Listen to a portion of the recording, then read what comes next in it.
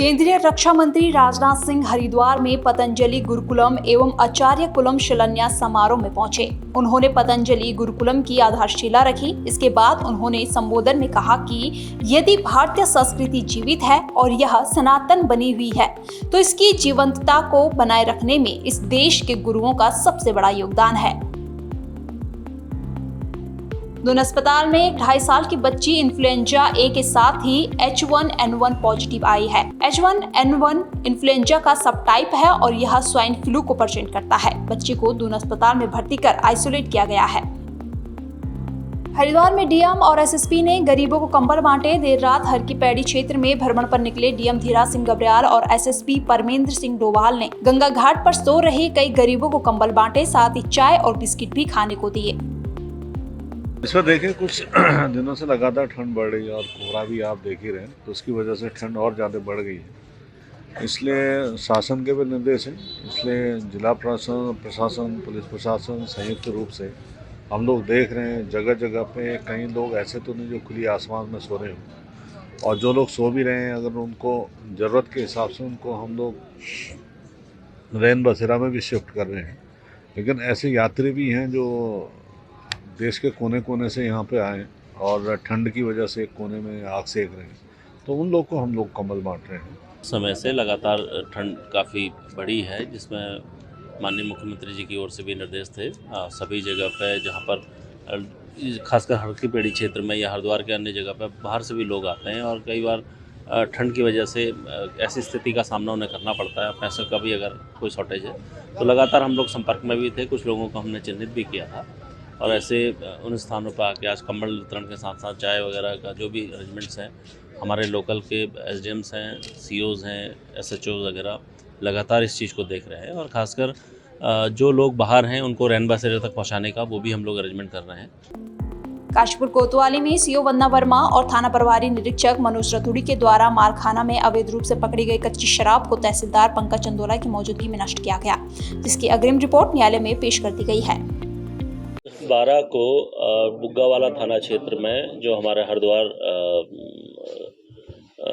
के अंदर एक हमारा थाना आता है, उसमें तेलपुरा में एक अज्ञात व्यक्ति का शव मिला था।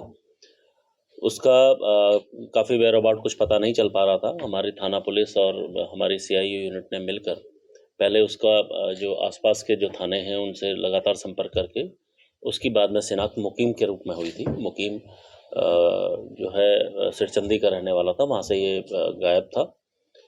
जब पुलिस ने और इसमें तहकीकात करी और अगले 24 घंटे के अंदर हम लोगों ने 3 अभियुक्तों को इसमें अरेस्ट किया है, जिसमें जो मुख्य अभियुक्त है वो अमजद इसी का जो जीजा है, उसने प्रॉपर्टी के लालच में प्रॉपर्टी को हथियाने के लिए इसकी हत्या की थी। 3 अभियुक्तों को जो आला नकब है, आला कत्ल है, उसके साथ पुलिस ने अरेस्ट किया है और तीनों को ही 302 में अरेस्ट करके जो रिमांड के लिए न्यायालय में भेजा जा रहा है। शक्ति फार्म के राजकीय इंटर कॉलेज में पीएसएस संस्था ने नशे के खिलाफ कार्यक्रम का आयोजन कर नशे को रोकने को लेकर शपथ दिलाया। साथ ही शक्ति फार्म क्षेत्र की जनता से आग्रह किया कि वो भी इस अभियान में बढ़ चढ़कर हिस्सा ले। नगर पंचायत सतपुली में नियमों को ताक पर रखकर टेंडर आवंटित करने का मामला सामने आया है। आईटीआई कार्यकर्ता संजय कुकरेती ने नगर पंचायत सतपुली पर यह गंभीर आरोप लगाया है। आईटीआई कार्यकर्ता संजय कुकरेती ने बताया कि नगर पंचायत सतपुली में लगाए गए प्रवेश द्वार के टेंडर में टेंडर खरीदने में केवल वही शामिल हो सकते हैं जो नगर पंचायत सतपुली में रजिस्टर होंगे, लेकिन इसके विपरीत बाहरी लोगों को नगर पंचायत सतपुली द्वारा नियमों को ताक पर रखकर टेंडर आवंटित किए गए हैं। तो हमारे हम तो जो कार्य का होता है हमारे यहाँ पे उसकी सारी विज्ञप्ति निकलती है पेपर में दे देते हैं, वहाँ से स्वीकृत होते हैं वो। फिर उसके बाद जो ठेकेदारों की तुलनात्मक सीट आती है उससे हम ऑफिस से हमारे पास आती है, उसको जो सबसे कम रेट वाला होता है उसको हम स्वीकृति के लिए आदेश दे देते हैं। फिर जो ऑफिस से जैसे भी होता है उस हिसाब से निकालते हैं वो अपना, तो हम समझौती करते हैं। जो इनके मेरे पे पूरे प्रमाण हैं, कई चीज़ों में इनके द्वारा भ्रष्टाचार किया गया है। भ्रष्टाचार के मामले में एक बिंदु अभी नया है जिस पे कहूँगा कि मैं अभी कुछ साल पहले यहाँ पे टेंडर हुए थे, जिसकी कि टेंडर की मेरे पे छाया पड़ती है, जिसमें इन्होंने पंजीकृत ठेकेदार मांगे हुए थे। जो अखबार द्वारा सूचना दी गई थी, अखबार में इन्होंने विज्ञापन दिया था, उसमें पंजीकृत ठेकेदार मांगे हुए थे। लेकिन आज देखिए उसमें इनके पास उनका पंजीकरण नहीं है। हम लोगों ने पूछा भाई जिन जिन लोगों ने इसमें टेंडर लिए हैं और टेंडर में जो आपने नियमावली बनाई थी उस नियम के हिसाब से एक भी ठेकेदार का उन ठेकेदारों का पंजीकरण नहीं है। अगर उसका पंजीकरण नहीं था तो उनके टेंडर क्यों लिए गए, उनको टेंडर क्यों बेचे गए?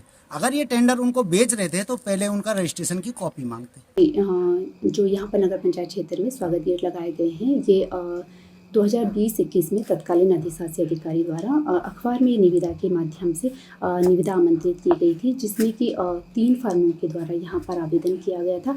टेंडर कमेटी के द्वारा यहाँ पर न्यूनतम दरों वाली जो फर्म थी उसका यहाँ पर चयन किया गया था।